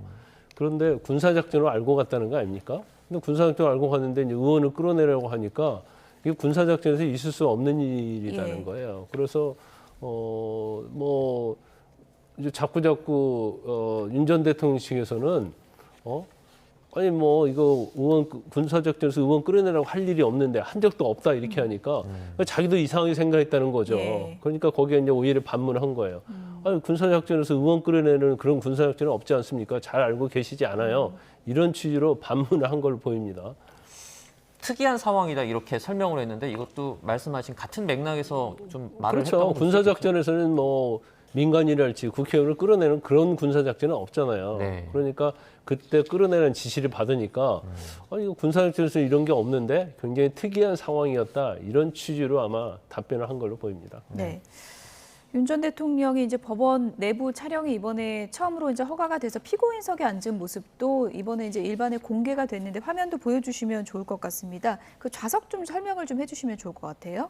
일반적인 형사재판인데요. 이건 417호 대심판정입니다. 그래서 굉장히 법정이 아마 제일 큰 법정이에요. 여기 이제 박근혜 전 대통령일지 이명박 전 대통령 전부 다 이 법정에서 재판을 받았죠. 그래서 이제 왼쪽에는 검찰 측이 있고요. 그러니까 가장 중앙에는 이제 재판부가 있습니다. 이제 합의부 재판이니까 세 분이 있고 판사.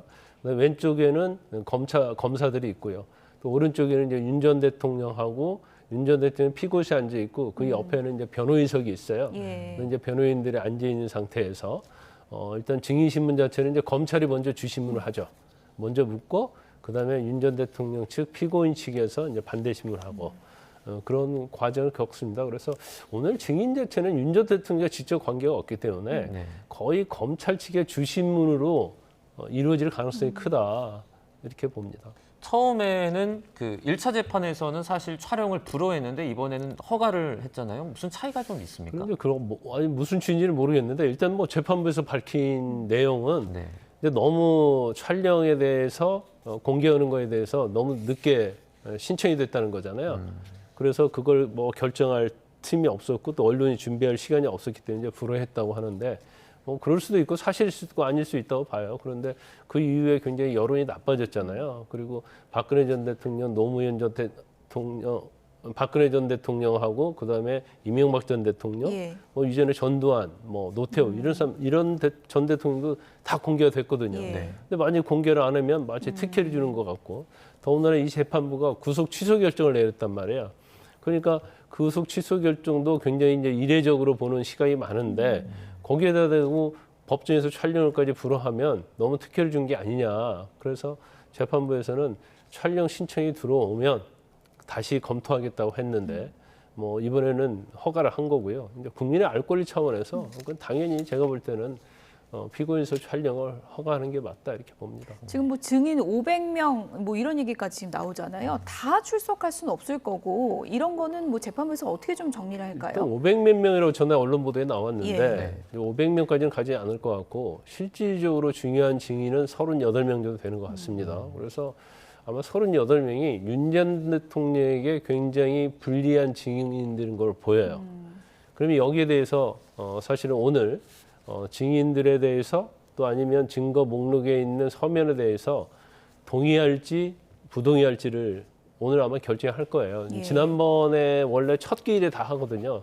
근데 윤 전 대통령 측에서 아직 검토가 안 됐다. 그래서 이제 미뤘기 때문에 오늘 이상은 더 미루기는 쉽지 않을 것이다. 그러면 오늘 핵심 증인에 대해서 누구에 대해서는 동의를 하고 부동의하에 따라서 앞으로 증인 신문을 몇 명 할 것인지 또 윤 전 대통령 측에서는 자기들이 유리한 증인을 또 신청할 거거든요. 네.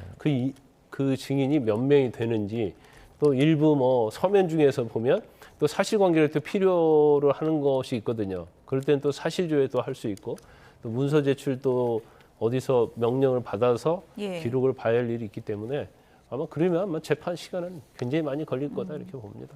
윤 전 대통령 측은 지금 탄핵 선고에서 어떻게 보면 인정했던 검찰 수사 기록 같은 것들도 다시 뭐 들여다봐야 된다 이렇게 주장을 하는데 이미 결과가 나와 있는 뭐 탄핵 심판에서 사용한 그런 증거들을 다시 이렇게 언급하는 이유는 뭡니까? 아니 그것은 이제 윤 전 대통령 입장에서는 그건 불가피한 거예요. 네. 그러니까 탄핵 심판에서는 원래 형사소송법 절차를 준용을 했으면 사실은 윤 전 대통령이 부동의하는 사람을 다 불러가지고 증인신문을 했어야 하거든요. 네. 그리고 윤 전 대통령이 부동의한 사람들이 법정에 안 나왔으면 그걸 증거로 채택할 수 없어요. 그런데 그건 탄핵심판 재판이고 이건 형사재판이거든요. 네. 형사재판은 형사소송법을 당연히 준용하도 돼 있고 예. 거기에 대해서 윤 전 대통령이 부동의한 증인에 대해서는 당연히 검찰 측 증인을 법정에 불러야만이 그의 증거 능력이 있거든요.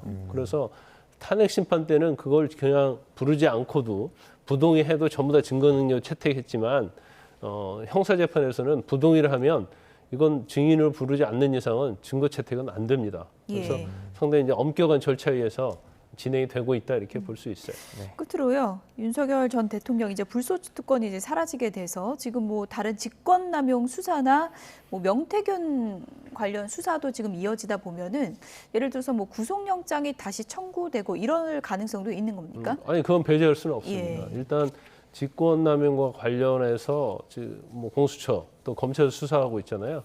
그 내용이 있을 거고 그다음에 예. 이제 최상민 특검과 관련된 부분이 있고 그다음에 이제 명태균 씨와 관련된 걸 중앙지검에서 수사를 하고 있잖아요. 그래서 이런 부분들을 다 취합을 해서 어떤 뭐 굉장히 죄질이 무겁다고 생각하면 다시 뭐 구속영장을 또 검찰에서 청구할 가능성이 있죠. 네. 이제 잠시 뒤면 오후 재판 속개가 될 텐데요. 오후 재판에서 나오는 내용들 추가 내용 들어오는 대로 전해드리겠습니다. 지금까지 김광삼 변호사였습니다. 고맙습니다. 고맙습니다.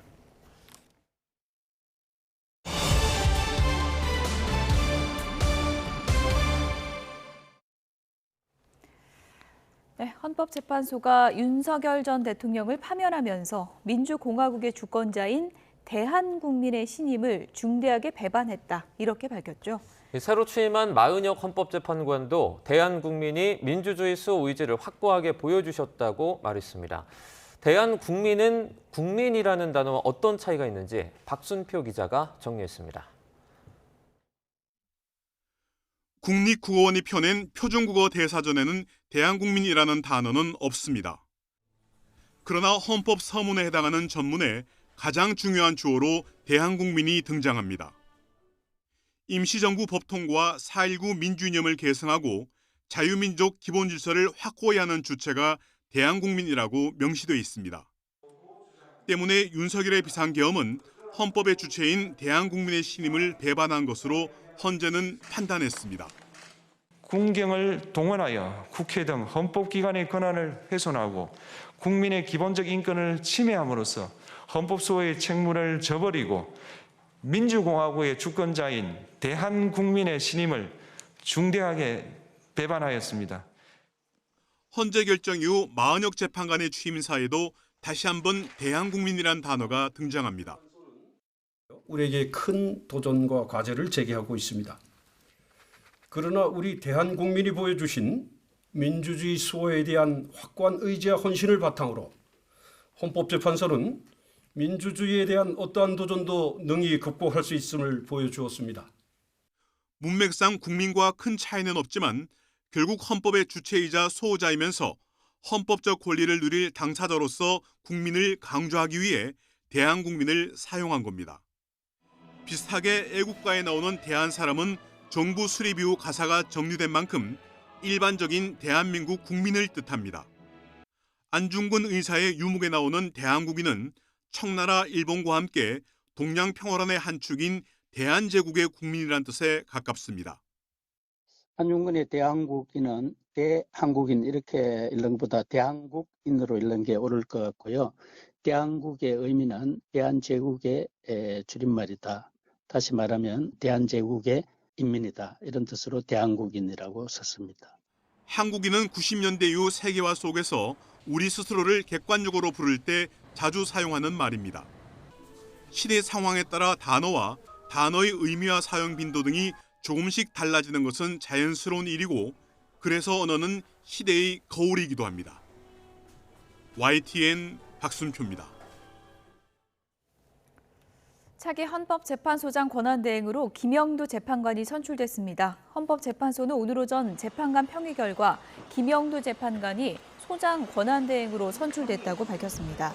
김영두 헌재소장 권한대행은 김명수 전 대법원장의 지명을 받아 지난 2023년 3월에 임기를 시작했습니다. 김영두 권한대행은 윤 전 대통령 탄핵심판 과정에서 적극적으로 증인을 신문하는 모습이 언론의 주목을 받기도 했습니다. 김 대행은 당분간 재판관들 사이에 큰 이견이 없는 사건을 중심으로 심리하면서 7인 체제를 이끌 것으로 예상됩니다.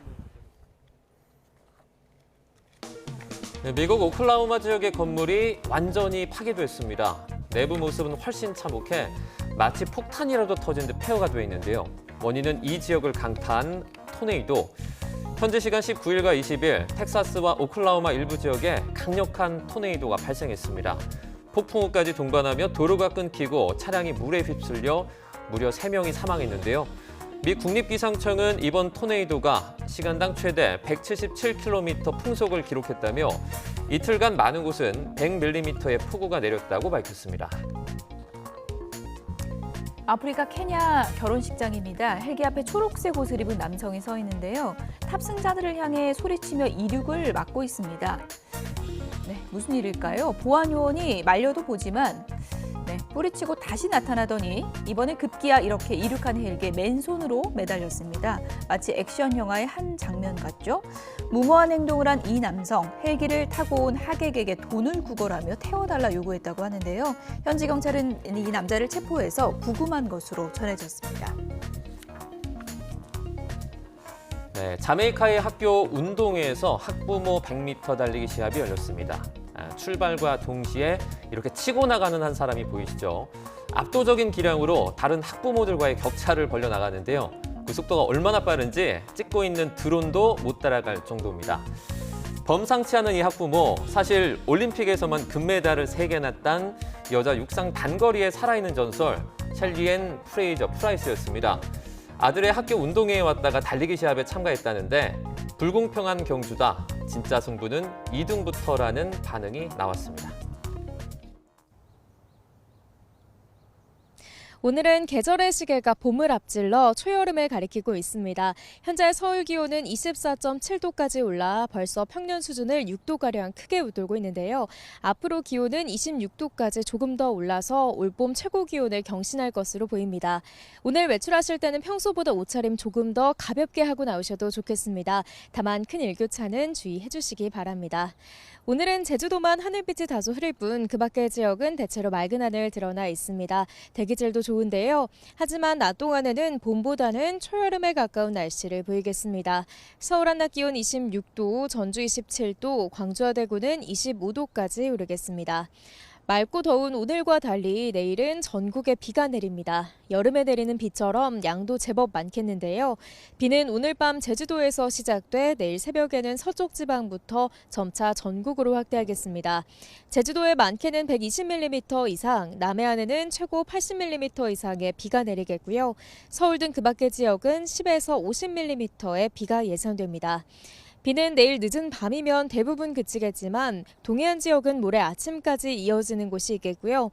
이후 당분간은 뚜렷한 비 소식 없이 맑고 따뜻한 봄 날씨가 이어질 전망입니다. 내일 남부지방에서는 많은 비가 벼락과 돌풍을 동반하며 쏟아지겠습니다. 이 지역에 계신 분들은 시설물 관리와 안전 사고에도 유의해 주시기 바랍니다. 지금까지 YTN 윤수빈입니다. 뉴스나우 오늘 순서는 여기서 마치겠습니다. 내일도 생생한 뉴스로 찾아뵙겠습니다. 여러분 고맙습니다.